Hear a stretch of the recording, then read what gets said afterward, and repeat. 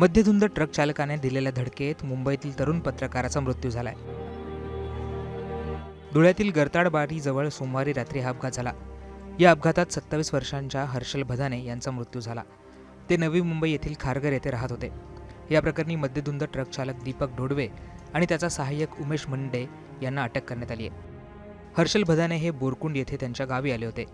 कामानिमित्त ते धुळे गावात आले होते। संध्याकाळी गावी परतत असताना त्यांच्या गाडीला समोरून भरधाव ट्रकने धडक दिली। यावेळी हर्षल यांनी स्वतःला वाचवण्यासाठी कारमधून उडी घेतली, मात्र त्यावेळी ते ट्रकच्या मागच्या चाकाखाली आले आणि त्यांचा जागीच मृत्यू झाला।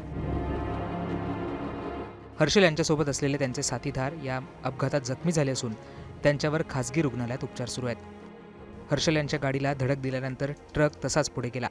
या ट्रकने 2 दुचाकींनाही उडवलं। पुढे मनोहर चित्रपटगृहाजवळ हा भरधाव ट्रक थांबला। यावेळी पळून जाणाऱ्या चालकाला संतप्त जमावाने पकडलं। पोलिसांना माहिती मिळताच पोलीस घटनास्थळी दाखल झाले। पोलिसांनी आरोपीला अटक केली आहे। आज संध्याकाळी गरताड या गावाजवळ एका ट्रकने 3 व्यक्तींना, एका 4 चाकी वाहनात असलेल्या 3 व्यक्तींना उडवल्याची माहिती मिळाली आणि सदर ट्रक हा चाळीसगाव चौफुली मार्गे धुळे शहर येथे चाळीसगाव क्रॉस इथे छत्रपती शिवाजी महाराजांच्या पुतळ्याजवळ येऊन जे बांधकाम होतं तिथेही 2 वाहनांना त्यांनी उडवलं होतं आणि इथं थांबलेला होता। सदर अपघातामध्ये एक वार्ताहर मयत झाल्याची आम्हाला बातमी मिळालेली आहे। एक त्यातला गंभीर जखमी आहे आणि एक किरकोळ जखमी आहे। असे 2 जखमी सध्या उपचार घेत आहेत। सदरचा अपघात करणारा ट्रक चालक आणि त्याच्या सोबतचा क्लीनर यांना आम्ही ताब्यात घेतलेला आहे।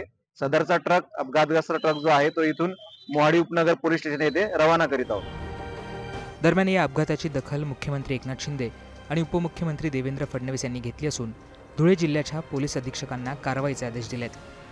एका उमद्या पत्रकाराच्या मृत्यूने पत्रकारिता क्षेत्रात हळहळ व्यक्त केली जाते।